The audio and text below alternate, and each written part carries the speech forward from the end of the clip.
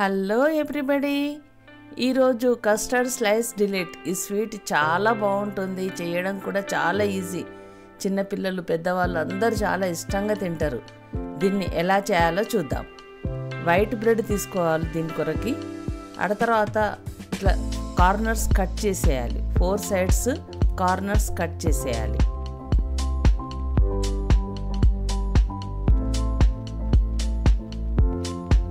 తర్వాత ఇట్లా చిన్న ముక్కల్లాగా కట్ చేసుకోవాలి. 4 పీసెస్ కట్ చేయాలి. చూడండి, ఇలా కట్ చేసేయాలి. ఇప్పుడు ఈ సైడ్స్ డ్రై చేసుకొని పౌడర్ చేసుకుంటే బెడ్ పౌడర్ లాగా యూజ్ అవుతుంది మనకి. ఆ తర్వాత 1 కప్పు కాజుని వాటర్లో నానబెట్టుకోవాలి. ఇప్పుడు స్టవ్ పైన 1 లీటర్ చిక్కటి పాలు పెట్టేసుకొని అవి మంచిగా మరగాలి. ఇలా మరుగుతున్నప్పుడు 1/2 లీటర్ అయిన తర్వాత 1/4 కప్పు షుగర్ పోసేసి మంచిగా కలపాలి. 1 లీటర్ పాలు 1/2 లీటర్ కావాలి, చిక్కగా అయిపోతాయి. చూడండి, ఆ పాలు అడగంటకుండా కలుపుకోవాలి. ఇప్పుడు కాజుని మనం వాటర్తోని ఇట్లా పేస్ట్ చేసుకోవాలి. అలా చేసుకున్న కాజు పేస్ట్ ఈ పాలల్లో పోసుకుంటూ ముద్దలు కట్టకుండా మంచిగా కలుపుకుంటూ ఇంకొక 2-3 నిమిషాలు మరగబెట్టుకోవాలి. చూడండి, ఇట్లా స్పూన్ పైన లేయర్ లాగా రావాలి.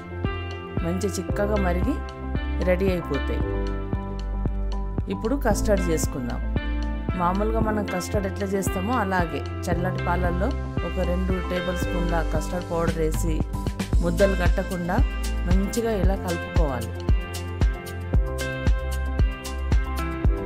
ఆ తర్వాత స్టవ్ పైన 1 లీటర్ పాలు పోసి పాలు మరుగుతున్నప్పుడు 1/4 కప్పు షుగర్ వేసి కలపాలి. షుగర్ మంచిగా మెల్ట్ కావాలి. షుగర్ మంచిగా మెల్ట్ అయిపోయి పాలు మంచిగా మరుగుతూ ఉండాలి. ఇలా మరుగుతున్నప్పుడే మనం కలుపుకున్న కస్టర్డ్ని పోసుకుంటూ ముద్దలు కట్టకుండా మంచిగా కలుపుకోవాలి. చూడండి, కస్టర్డ్ వేసినాక 2-3 నిమిషాలు పాలు మంచిగా మరగాలి. మరీ తిక్కుగా ఉండొద్దు, మరీ పల్చగా ఉండొద్దు, ఈ కన్సిస్టెన్సీలో ఉండాలి. ఇప్పుడు ఈ కాజు పాలు ఉన్నాయి కదా, అందులో కొంచెం ఇలాచీ పొడి వేసేసి కలుపుకోవాలి. ఎక్కువ వేయద్దు, కొంచెం వేస్తే సరిపోతుంది. ఇప్పుడు ఈ కస్టర్డ్ను కాజు పాలు 2 పక్కన పెట్టేసుకోవాలి, చల్లగా కావాలి. ఇప్పుడు హెవీ విప్ క్రీమ్ ఇది సూపర్ మార్కెట్లో ఎక్కడైనా దొరుకుతుంది.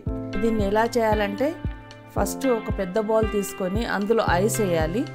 దాని లోపల ఒక చిన్న బౌల్ పెట్టి ఈ హెవీ విప్ క్రీమ్ పోయాలి. ఈ హెవీ విప్ క్రీమ్ కొన్నిట్లలో షుగర్ ఉంటుంది, కొన్నిట్లలో షుగర్ ఉండదు. ఇందులో షుగర్ లేదు, నేను కొంచెం షుగర్ పౌడర్ వేసుకొని ఈ విప్ క్రీము చేసుకుంటున్నాము. ఇది మనం కేక్ మిక్సీ చేస్తాం కదా, దాంతో మంచిగా మిక్సీ చేయాలి. ఒక 20 మినిట్స్ వరకు మిక్సీ చేస్తే ఇట్లా మంచి క్రీమ్ తయారైపోతుంది థిక్గా. చూడండి, ఇప్పుడు 20 మినిట్స్ అయింది, క్రీమ్ తయారైంది. ఇప్పుడు మనం ఒక ట్రే తీసుకొని బ్రెడ్ స్లైస్లన్నిటినీ ఇలా పరుచుకోవాలి. ఇలా మొత్తం వేసిన తర్వాత కాజు మిల్క్ ఉన్నాయి కదా, ఆ మిల్క్ను ఇలా పోసేయాలి. ఈ స్వీట్ ఎంత బాగుంటుందంటే ఈ పాలతోని బ్రెడ్ మొత్తం నానిపోయి సేమ్ మనకు రస్మలై తిన్న ఫీలింగ్ అనిపిస్తుంది. ఇప్పుడు సెకండ్ లేయర్గా ఈ కస్టర్డ్ని పోసేయాలి. చూడండి, మరీ తిక్కుగా లేదు, మరీ పల్చగా లేదు, ఈ కన్సిస్టెన్సీ ఉండాలి కంపల్సరీగా. మొత్తం కవర్ చేసుకుంటూ పోసేయాలి. ఇప్పుడు సెకండ్ లేయర్గా ఇంకొక బ్రెడ్ స్లైస్లను ఇంకొక వరుసగా వేసేయాలి.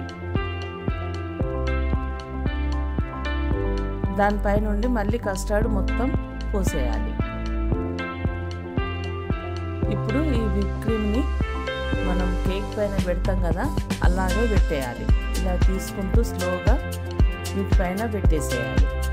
ఒక లేయర్ లాగా రావాలి పైన మొత్తం. ఒక నైఫ్తో ఇట్లా స్మూత్గా అనేసి ఎక్స్ట్రా ఉన్న క్రీముని తీసేసి ఇలా పెట్టేసేయాలి. ఇప్పుడు మూత పెట్టేసి ఒక 3-4 అవర్స్ ఫ్రిడ్జ్లో పెట్టాలి. అప్పుడు మొత్తం స్వీట్ సెట్ అయిపోతుంది.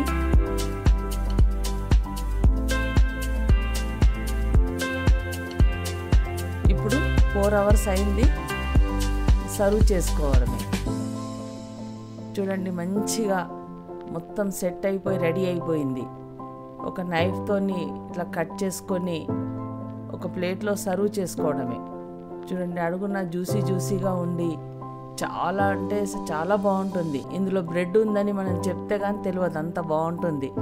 చిన్నపిల్లలు, పెద్దలు అందరూ చాలా ఇష్టంగా తింటారు. మీరు కూడా ఒకసారి చేయండి, తినండి, ఎంజాయ్ చేయండి. ఈ వీడియో నచ్చితే లైక్ చేయండి, షేర్ చేయండి, సబ్స్క్రైబ్ చేయడం మాత్రం మర్చిపోకండి. Thank you.